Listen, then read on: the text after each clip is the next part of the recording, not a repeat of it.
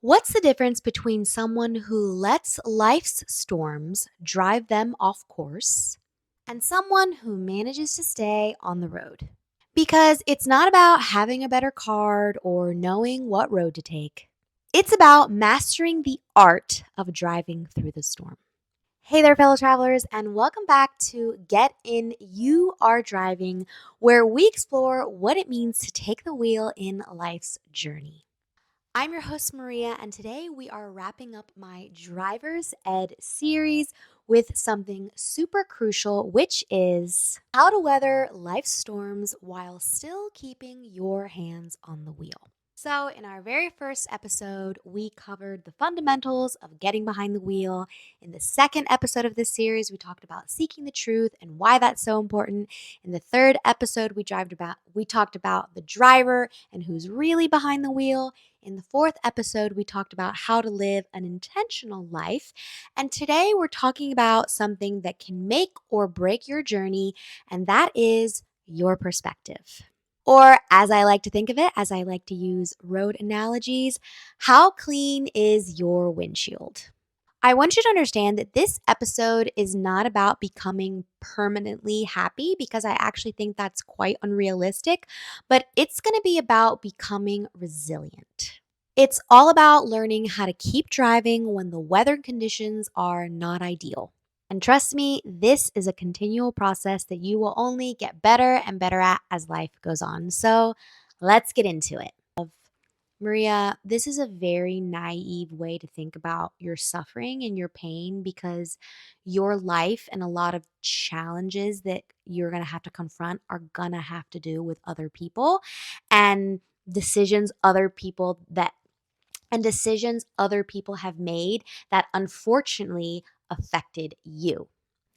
And it really made me realize that the way I was thinking about life was naive to just think that, oh, well, only my problems should affect me. Unfortunately, like that's just not how it works. Like the big picture is that life is very unfair and that we are all affected by the choices that other people are making all the time.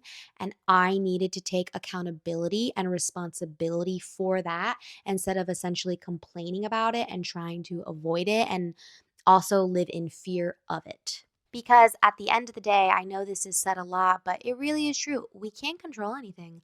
We can only control how we react and what we do and the choices we make. And essentially, what I've talked about before, how we respond. And I realize that, oh, maybe I can't control the situation, but I can control how I'm responding to it and how I was allowing it to affect me on a mental and emotional level.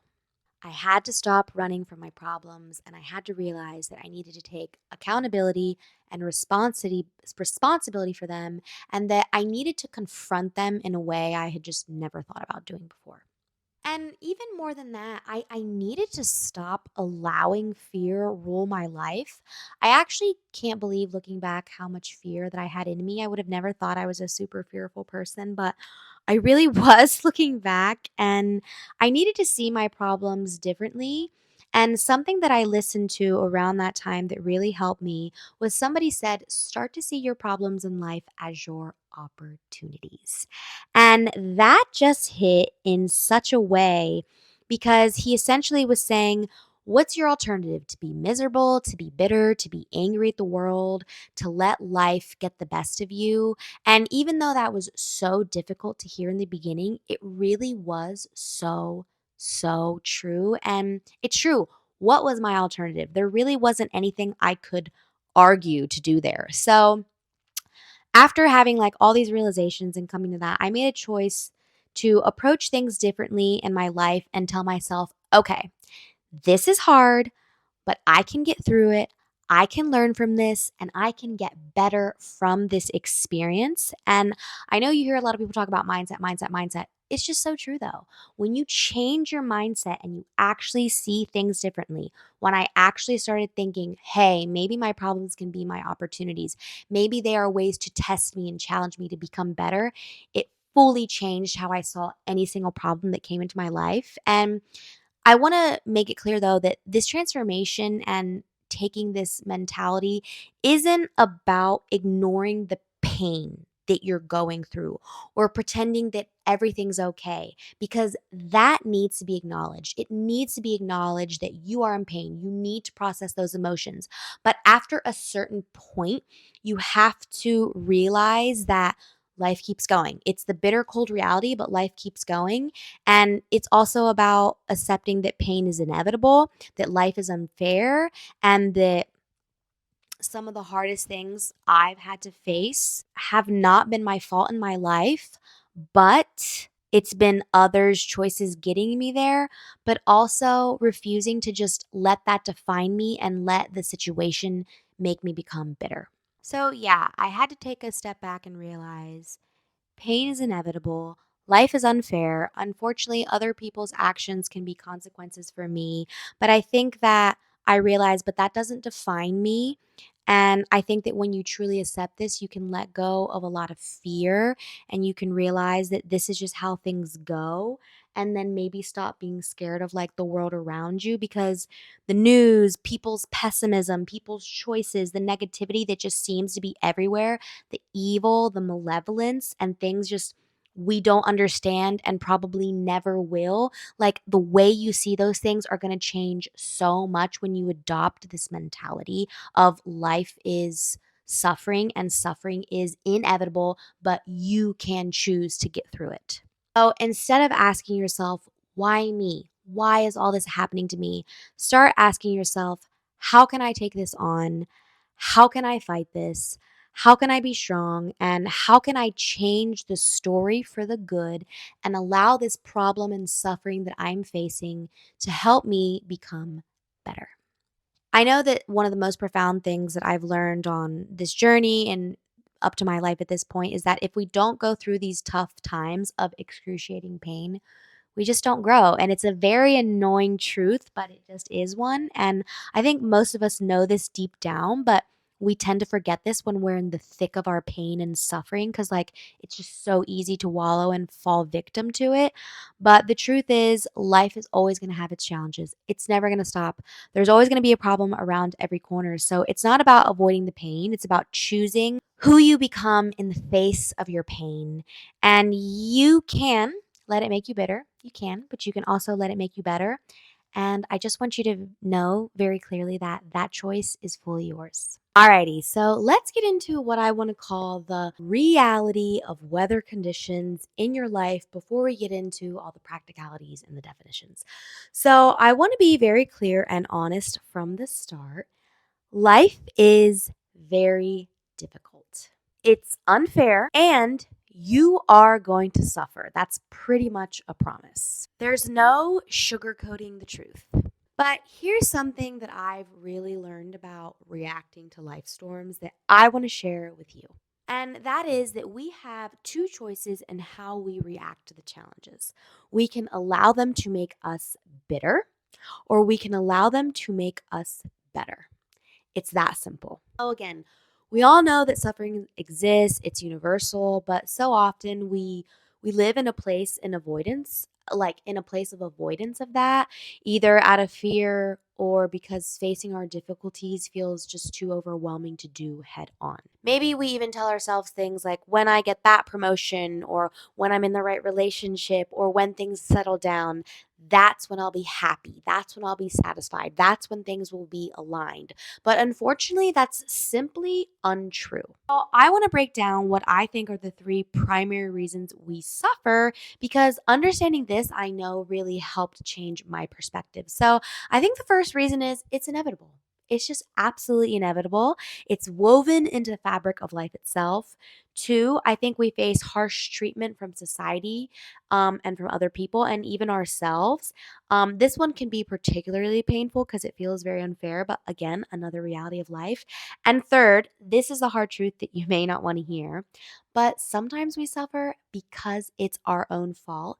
And I would argue that most of our suffering is our own fault because the reality is sometimes we have to look in the mirror and realize we are the one causing these problems in our lives. So, personally, for a while, I feel like I was pretty good at avoiding my problems, which sounds strange, but honestly, I don't think it is now that I say it out loud. I think a lot of us do that. I was very careful about though who I hung out with even as a teenager, like what I allowed myself to do. And on the surface, I think it seemed like I was fine and I had everything under control. But beneath it all, I was extremely terrified of life and what would come and how I would react to those difficult things. And I really could only avoid it for as long as I did because I don't think anything too difficult had happened to me yet. So my approach of just avoiding it worked. And I touched on this in my first episode, but something that I realized was I don't have the mental strength or capacity or the emotional capacity to deal with life when it gets harder. So, what on earth am I going to do? So, I'm having all these realizations, right? And I particularly remember one birthday weekend when everything really hit me about this whole life is so unfair thing. And again, for a very long time, I lived in this suffering, this fear, and I was so careful with my own choices. And I convinced myself that I was kinda like the 3rd, definition of suffering in the sense of, "Okay, well, I can only cause my suffering if it's my own, so I'm gonna make sure everything's perfect." But in that moment in my life, I was in a situation that the suffering I was experiencing was actually not at all my fault, and I remember being super overwhelmed. I didn't know what to do. I didn't know how to feel, and I just specifically remember thinking on my way to the beach in the car, this is so unfair that I am suffering this much because of decisions that other people have made for me. Maria, this is a very naive way to think about your suffering and your pain because your life and a lot of challenges that you're going to have to confront are going to have to do with other people and decisions other people have made that unfortunately affected you. And it really made me realize that the way I was thinking about life was naive to just think that, oh, well, only my problems should affect me. Unfortunately, like that's just not how it works. Like the big picture is that life is very unfair and that we are all affected by the choices that other people are making all the time. And I needed to take accountability and responsibility for that instead of essentially complaining about it and trying to avoid it and also live in fear of it. Because at the end of the day, I know this is said a lot, but it really is true. We can't control anything. We can only control how we react and what we do and the choices we make. And essentially, what I've talked about before, how we respond. And I realized that, oh, maybe I can't control the situation, but I can control how I'm responding to it and how I was allowing it to affect me on a mental and emotional level. I had to stop running from my problems and I had to realize that I needed to take accountability and responsibility for them and that I needed to confront them in a way I had just never thought about doing before. And even more than that, I needed to stop allowing fear rule my life. I actually can't believe looking back how much fear that I had in me. I would have never thought I was a super fearful person, but I really was looking back and I needed to see my problems differently.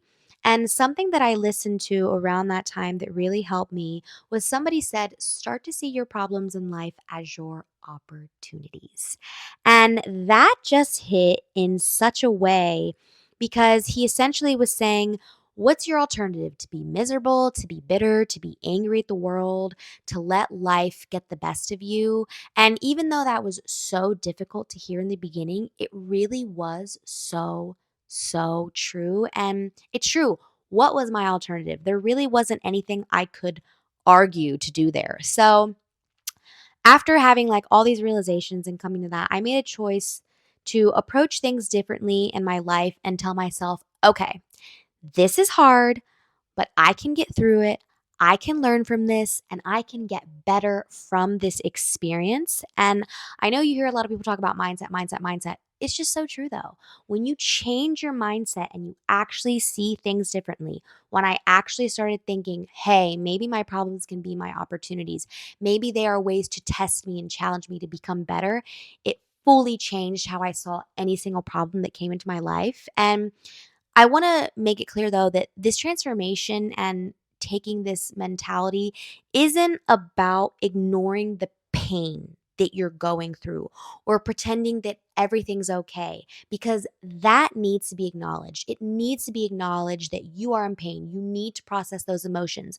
But after a certain point, you have to realize that life keeps going. It's the bitter cold reality, but life keeps going. And it's also about accepting that pain is inevitable, that life is unfair, and that some of the hardest things I've had to face have not been my fault in my life, but it's been others' choices getting me there, but also refusing to just let that define me and let the situation make me become bitter. I think that when you truly accept this idea, instead of living in your fear because of the world around you. So, yeah, I had to take a step back and realize pain is inevitable. Life is unfair. Unfortunately, other people's actions can be consequences for me. But I think that I realize, but that doesn't define me. And I think that when you truly accept this, you can let go of a lot of fear and you can realize that this is just how things go. And then maybe stop being scared of like the world around you because the news, people's pessimism, people's choices, the negativity that just seems to be everywhere, the evil, the malevolence, and things just we don't understand and probably never will. Like the way you see those things are going to change so much when you adopt this mentality of life is suffering and suffering is inevitable, but you can choose to get through it. So instead of asking yourself, why me? Why is all this happening to me? Start asking yourself, how can I take this on? How can I fight this? How can I be strong? And how can I change the story for the good and allow this problem and suffering that I'm facing to help me become better? I know that one of the most profound things that I've learned on this journey and up to my life at this point is that if we don't go through these tough times of excruciating pain, we just don't grow. And it's a very annoying truth, but it just is one. And I think most of us know this deep down, but we tend to forget this when we're in the thick of our pain and suffering because, like, it's just so easy to wallow and fall victim to it. But the truth is, life is always going to have its challenges. It's never going to stop. There's always going to be a problem around every corner. So it's not about avoiding the pain, it's about choosing who you become in the face of your pain. And you can let it make you bitter. You can, but you can also let it make you better. And I just want you to know very clearly that that choice is fully yours. Okay, so I know that was a lot. Hopefully, you heard that and are like, oh my, you're still here. But I just want to be really honest about it and blunt, but in a loving way, and just make that very clear that life is going to be difficult. So again, in the podcast, I really like to go over actionable and practical steps you can do that you can take. But before I go into how to navigate your suffering practically and life challenges, I want to talk about cleaning your windshield. Some people think that it's not worth digging into their past. I think it is because I think our past has a lot to do with who we are in our present, specifically our childhood trauma. I think that no matter who you are, you have some sort of childhood trauma. I know for a long time I thought my childhood was extremely perfect, and then all of a sudden I realized that there were things that I was doing from my childhood that I was very broken from and needed to heal from. And like that's okay, but I needed to acknowledge that. And I really just think this is so important because I really do talk to a lot of people and I like to get to know people on a different level and I naturally observe people and I would say that arguably 60% plus of why we are the way we are and the way I see people react to things is because of their childhood or from some sort of thing in the past that happened to them that they are not healed from. I'll never forget the day my friend looked at me and addressed something that I later found out was a terrible childhood trauma that I thought I was blowing out of proportion. But she said something that stuck with me so much in that moment because I was crying. I was super upset about something, but I was mostly upset over the fact that I was upset because I thought to myself, this is so stupid. Why am I upset about this? And she said, Maria, we cannot choose what traumatizes us. This really made me think because it's true, I really used to be the person that thought like, "Oh, but my trauma isn't valid." People go through much bigger things, and I would get so annoyed at myself for being heard about things that I categorized as ridiculous. But honestly, who was I to say I was not traumatized? And like, again, I really took this approach of who was I to say I was traumatized? How dare I claim that label when others just had it so much worse than me? Like, I just couldn't do that. But I really learned that so much of what affects our lives today is rooted in trauma, and I think especially childhood trauma, and it's just so buried deep in our unconscious, so we think that, like, we're over it, but then something triggers it, and all of a sudden we're super upset about something that we don't really understand. This is back to my point of you have to treat yourself like a stranger. And I think this happens because our brain protects us by blocking memories out. That's the function of the brain. But on the surface, in the conscious mind, like everything seems fine. Like, oh, that doesn't affect me. Like, oh, it doesn't bother me. Like, I don't care. But then again, something super small will trigger that old wound. And suddenly we're reacting in ways that we don't understand. We're super emotional. We're super upset. I also think that a lot of us are walking around with very debilitating beliefs and fears that have the potential to derail our lives if we don't develop the self awareness to catch them.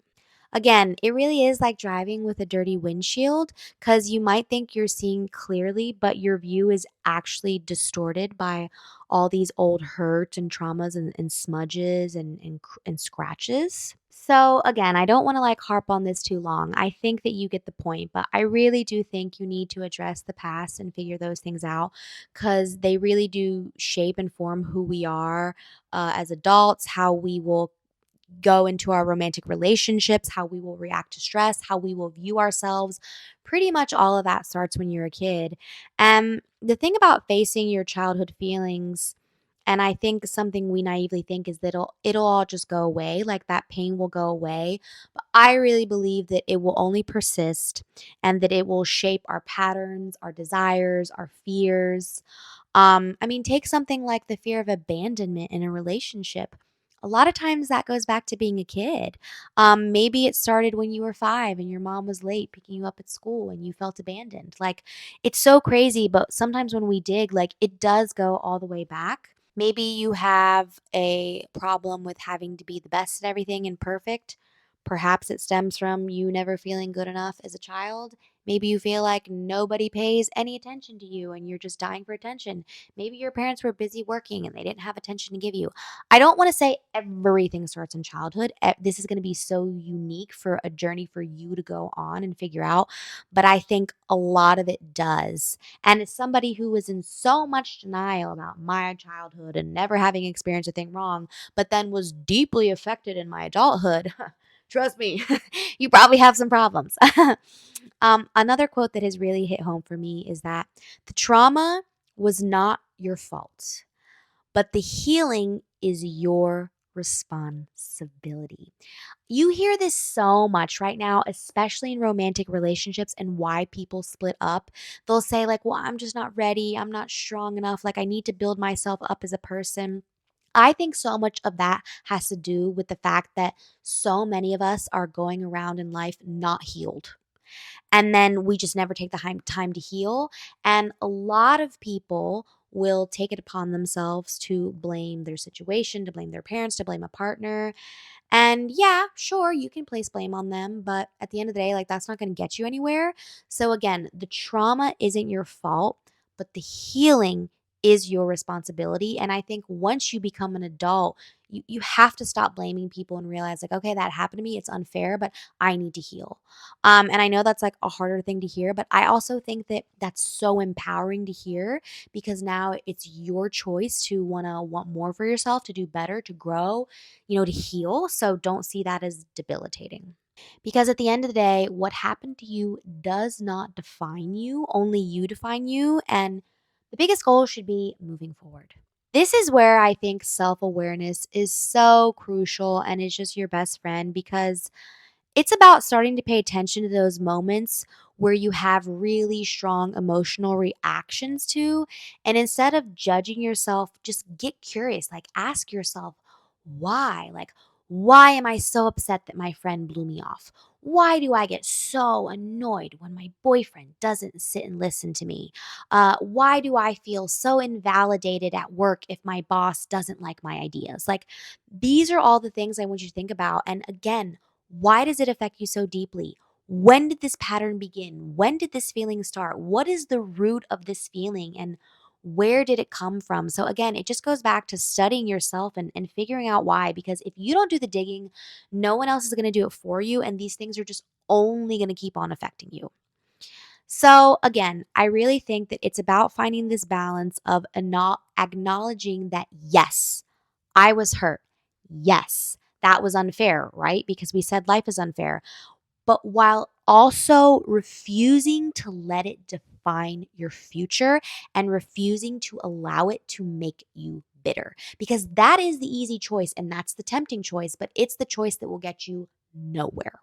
Because again, I really think there's a fine line between validating our experiences and becoming a victim to them. We can say, well, this happened and it affected me so deeply, but we can simultaneously say, but I'm strong enough to move forward. I'm strong enough to get through this. And again, I think that that's so empowering. I'm going to leave it at this. The healing process is not linear.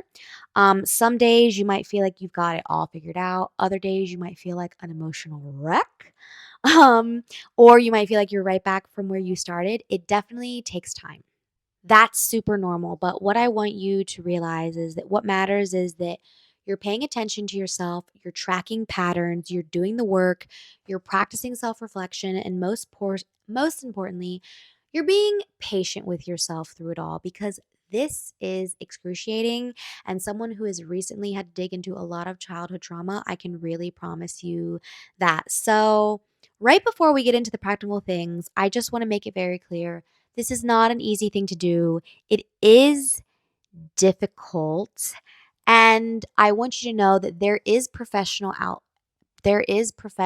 help out there if you need it. There's therapy, there's mentorship, whatever that may look like, because the truth is, you may not be able to figure all this out on your own. I am not a therapist. I can only tell you my experiences. So I just want to acknowledge that before I go into the practical things of what I think you can do, because again, I'm no expert. This is what has worked for me, and I think it can really help people. But of course, if you need a professional, seek one out. Alrighty, guys. So let's get into how to navigate life storms. You're going to notice now I have a microphone. The lighting might look different and I'm in a different outfit. That's because I had to take a break yesterday. I couldn't finish. I wanted to give it my best and I was getting really tired. But let's pick up where we left off. So, okay, I want to talk about something really crucial when you are facing a storm in your life. And what that is you are going to be at a crossroad where you have to decide, will you allow this situation to make you better or will you allow it to make you bitter? Now, there's something really vital to understand here as well, which is your suffering, it's temporary, always. I know when we're in the thick of it, it can really feel like it's never going to end, but it will. And it will pass. And I can't promise you what the timeline will be. That's going to look different for every person and situation. But I just want you to know it will finish. I think what really matters the most is how we use our time and our energy while we're in it. Because, like I said before, time and energy truly are our most precious resources that we have. Okay, so I want to break down for you the different types of storms that we face in life.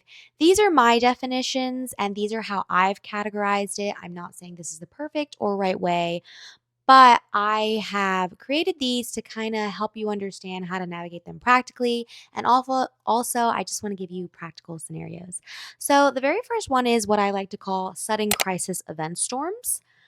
These are pretty obvious, right? They're those unexpected things that happen right away and knock the wind out of us.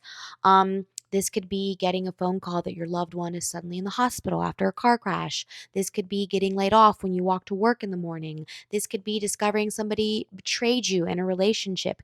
These are just the moments that make your stomach drop, right? My second one is chronic ongoing challenge storms, these are the ones that are long haul situations that genuinely really test our endurance. For example, maybe you're dealing with a difficult family member who's constantly pushing your boundaries. Maybe you're dealing with a sickness in your life, or you're struggling with a job that's constantly draining you and you don't know how to get out of it. Again, these don't pass quickly and they require a lot of sustained strength. And then the third storm, my category is these are the daily minor setbacks. These are the small but constant frustrations that can really wear you down in life that aren't careful. Those small inconveniences. For example, let's say your car breaks down before work, or when you're trying to eat healthy, but you keep facing all those temptations, or somebody for some reason keeps hacking your credit card and you're having to get a new one and deal with all these annoying phone calls, right? Again, these are the things that constantly are there in subtle ways and they seem small, but they do stack up. And if we're not careful, these can be a true time and energy drainer. Okay, so I just gave you my three definitions of how I categorize storms. And now I want to go into each one deeper and tell you how I personally look at them now and how I try to respond to them. As I have been saying, I am not perfect. This is my experience. I am telling you what I think helps best. That doesn't mean this is going to be the perfect answer for you. Don't take what I'm saying at face value, but if it can help you, I would really love that. So let's go to those crisis mode storms. Life can throw a lot of unexpected challenges our way. Everybody knows that. And these don't happen all the time, but they happen enough. So I think the very, very first thing you do here, you take deep breaths because when something is that overwhelming, it really does take so much time for the brain to process. And if you're somebody that spirals, taking deep breaths really helps us put us back in that like calm state. So first thing, do that. It sounds simple, but it really is critical and it can help you. Then usually with these situations, you have to take immediate action. Whether that is you lost your job. Okay, you need to start fixing your resume right away. Whether that is your family members in the hospital, you're going to go drive to the hospital, right? Like this isn't something that you can postpone. Now let's say you just took the immediate action. What you can do after now discovering this news, and let's say you have any restless energy, maybe take a short walk, get yourself out in nature, call somebody that you know will help you, or again, just breathe deeply and essentially do whatever it is you know that works for you that's going to calm you down. With this one, there are some questions that for the immediate action, I think could really help. And I got these from Dale Carnegie's books called How to Stop Worrying and Start Living. And for these crisis events, I think they're super helpful. So the first is, what's the absolute worst that could happen? So, for example, if we're back on the job thing, not finding another job, running out of savings, and needing to move back home. Let's assume that's the worst. Second question you ask yourself, how could the worst case be handled? Again, the job example, taking on temporary work, cutting my expenses, and exploring a career pivot. Third question, what are 3 steps I can do to improve this situation? Again, work example, update my resume tonight, reach out to 3 industry contracts tomorrow, and research companies of interest. So again, sudden crisis happens. We take deep breaths. We take immediate action and we ask ourselves these 3 questions because our instead of allowing our emotions to take over first, with crisis events, I don't suggest to deal with your emotions first because usually you have to take action first. And this is actually when your fight or flight can be good for you, right? Because this is like back in the time if you're in the wilderness hunting and you see a tiger, you don't have time to cry about it first. You got to run.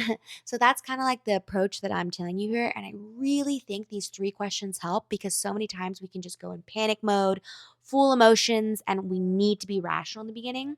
So again, I do want you to let out your emotions, but I think that can only be done when the immediate action is done first because I just don't think with a lot of these situations, if we react emotionally first, we're going to be using our time well. The processing can come later because again, in moments of crisis, emotions can feel very, very overwhelming. So yeah, I hope that helps for the first storm. Okay, so now for the ongoing struggle storms. These are, I don't want to say the worst, they all suck. But these can be annoying because they last a while. I'm going to say your problem, because I want to use a hypothetical for it to all make sense, is that you just moved to a new city and you're adjusting to it. So, again, these long term challenges require a different type of approach. So, imagine you are moving to a new city for a job or studies and you're feeling super anxious, super isolated, super overwhelmed, and it doesn't seem like you are doing anything of what you want. You're stressed, you're working all the time, you're not meeting people, etc. So, for these, I actually think we start with emotions here, because when we're going through something that is ongoing, it is so important to acknowledge, I'm upset about this. This is unfair. Why is this happening to me? I really think that if you allow yourself to process these emotions, it really helps you. But, but, you need to have some sort of emotional processing timeline. And this timeline that I'm talking about, I think, is really important. I like to call it the time energy rule for processing pain. I know some people might think, oh, I'm so cruel. Well, how could you do that? Yeah, maybe I am cruel, but I do think you need to put a timeline on this. And to me, it's about consciously deciding how much time and energy you're going to give to this. Because, like I said, time and energy really are our most precious resources. And the truth is, we can be upset about something all we want. We can let it ruin all our days, but life isn't going to pause for your pain.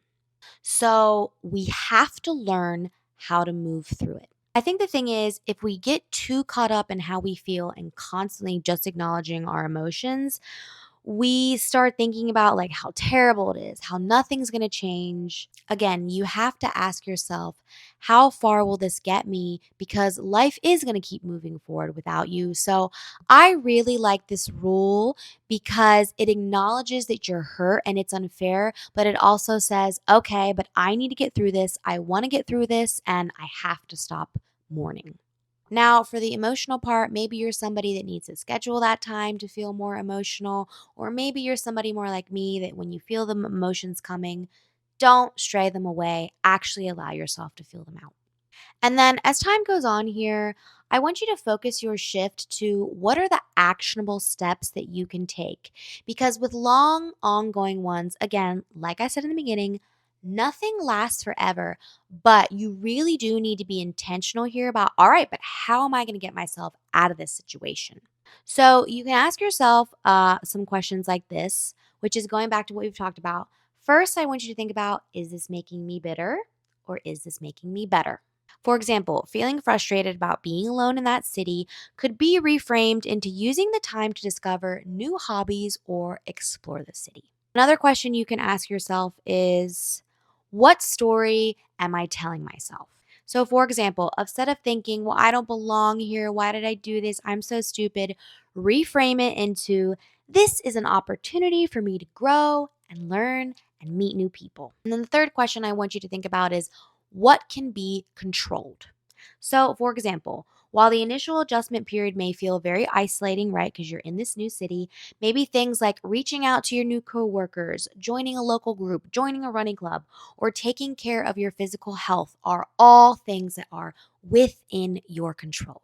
Okay, so we've acknowledged our emotions and that it's unfair.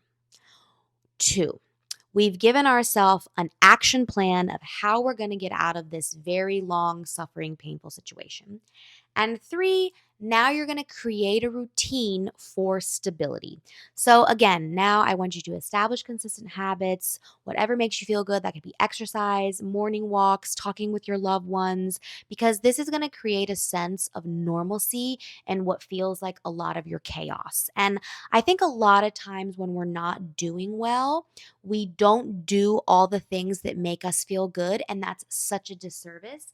For example, maybe if you just got broken up with, the last thing you want to do is go to the gym, but actually going to the gym is so good for you and it makes you feel confident and amazing. And that's probably what you need most during a breakup. So, again, stick to your goals because your situation will change, your suffering will end. And if you slowly get yourself out of this problem and change your mindset and make sure and allow it to make you better.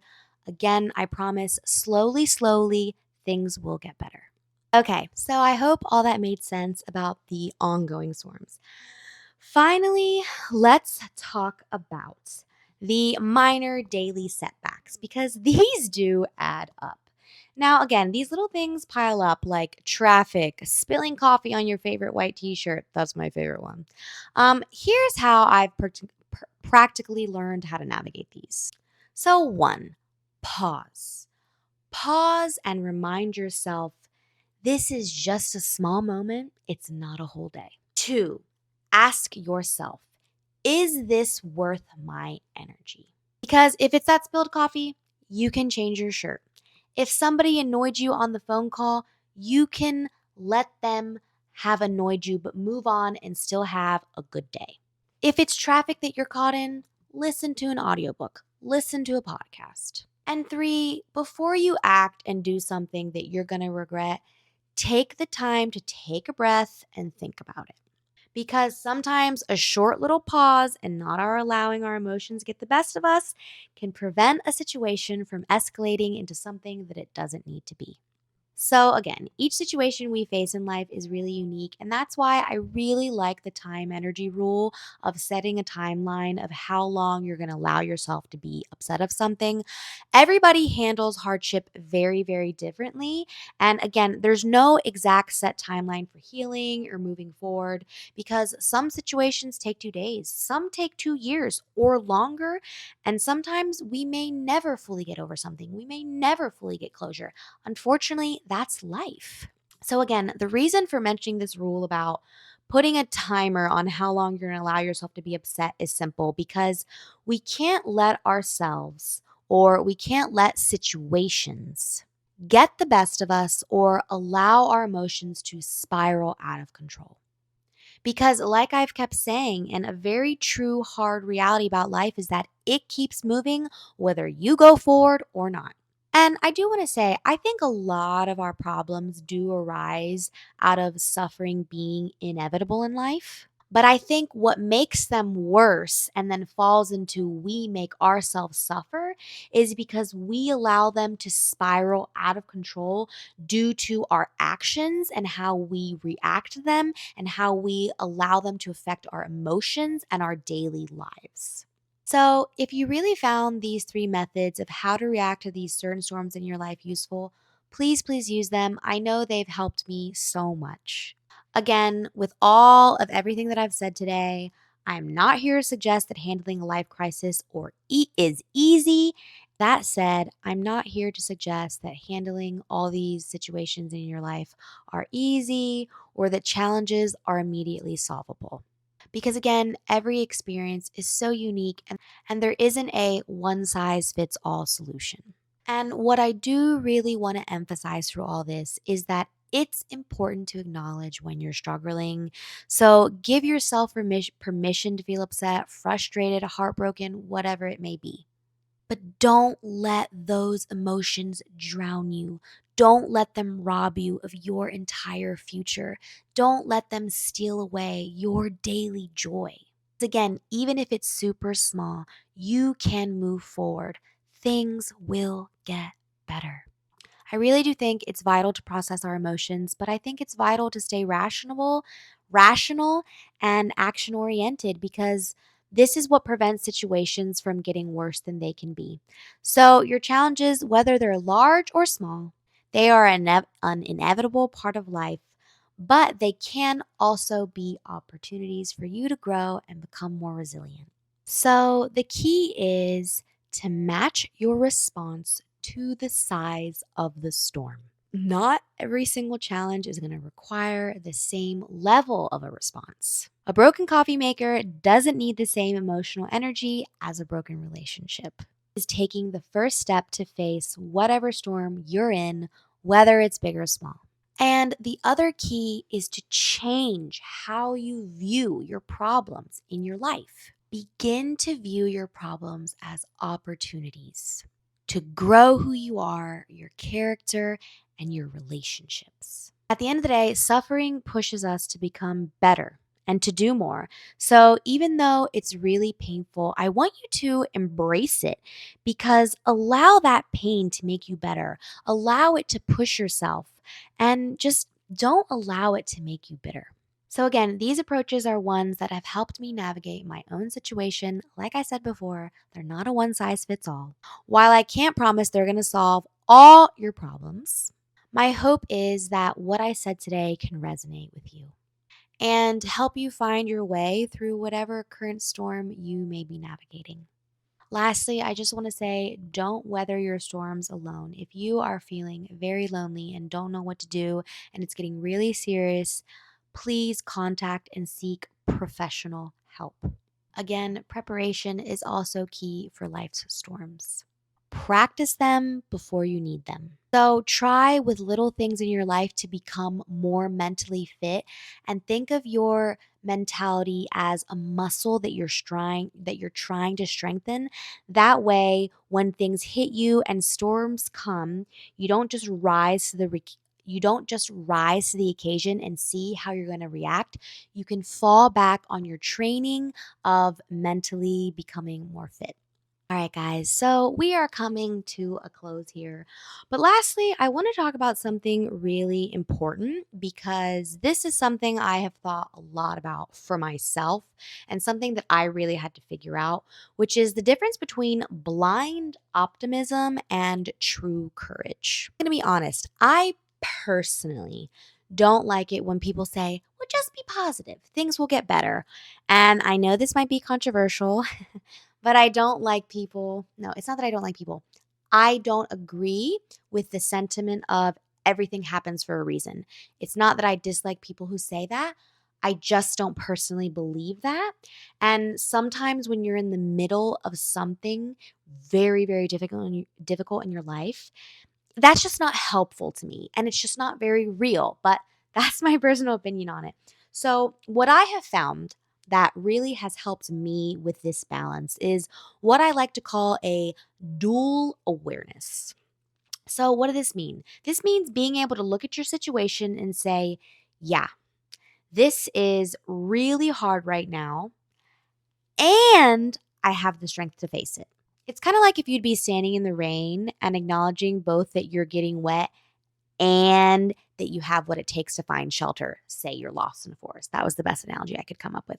But I want to give you a few more examples of what I'm saying about this dual awareness.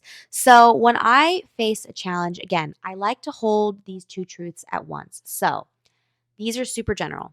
This hurts right now, and I can learn from this. This isn't fair, and I can choose how to respond. This is difficult, and I am strong enough to handle it. So again, I'm acknowledging that this is really hard. I don't know what to do, but I'm also saying, and this is also true as well, that I can get through it, that I can fight, that I can choose to be strong. Again, it's really about being honest with yourself while still maintaining hope. And to me, it's not that faker type of hope that pretends like everything is fine, but it's the real kind of hope that's like, this is really tough, but I'm tougher. So think of it like maybe learning how to read weather patterns in your own life. We all have our very personal storm triggers. Some things trigger some people way more than others, and vice versa. Again, maybe it's certain types of interactions, specific with situations, particular times of the year, people.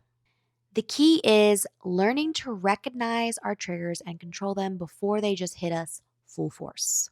For example, maybe you notice you tend to feel overwhelmed at the end of the month when your deadlines are piling up. So maybe instead of being surprised by that every time, you can prepare yourself. You can set up systems, you can buffer in time, you can create your own early warning system for this because again, everybody's going to have personal different triggers. And again, something really crucial about this is we don't have to do this alone.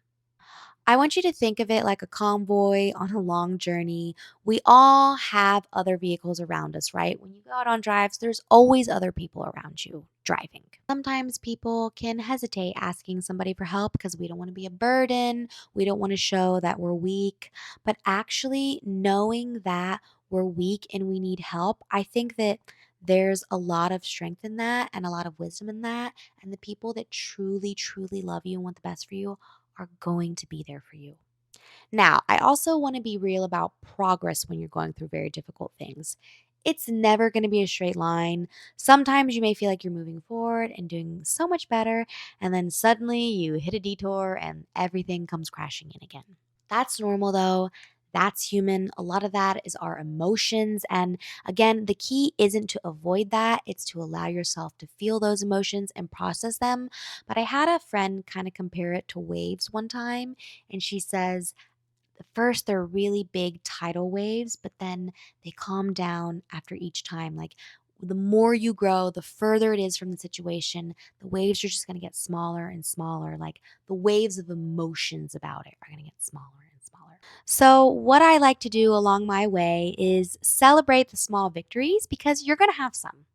So, you can ask yourself, did you handle a situation better than you would have 6 months ago? Because if you did, that's progress. Did you catch yourself before falling into an old pattern? If you did, that's growth. Did you ask for help instead of struggling through it alone? If you did, that's wisdom. Again, guys, never despise small beginnings. I just want to leave you with the truth one more time. Storms always end. Please remember that. But while you're in them, you can actually find moments of unexpected beauty and growth.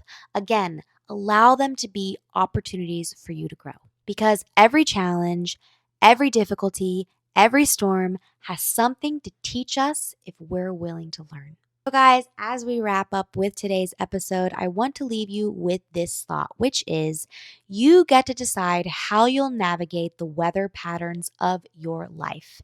And while you can't control the storms, you can absolutely control how you prepare for them, how you move through them, and how you learn from them. Because remember, life isn't about avoiding them. They're going to come whether you like them or not. It's about learning to remain in the driver's seat with your hands on the steering wheel while you're driving the car. I hope everything said today can be encouraging to you. I hope everything said today can be proof that you're not alone, that we all suffer, and that it's very, very difficult. And sometimes we don't know where to go from. But that's really why I wanted to break down how I weather my storms, how I define them, how I set that timeline to be upset. Because, like I said, life is going to move forward whether we want it to or not. But I really, really believe we have so much more control than we think because, like I always say, and like I always end in this podcast, get in, friend, because you are driving. All you need is the courage to start the engine and get in the driver's seat day after day. Thanks so much for being here, guys. I will see you in next week's episode. And we have officially wrapped up the Driver's Ed series.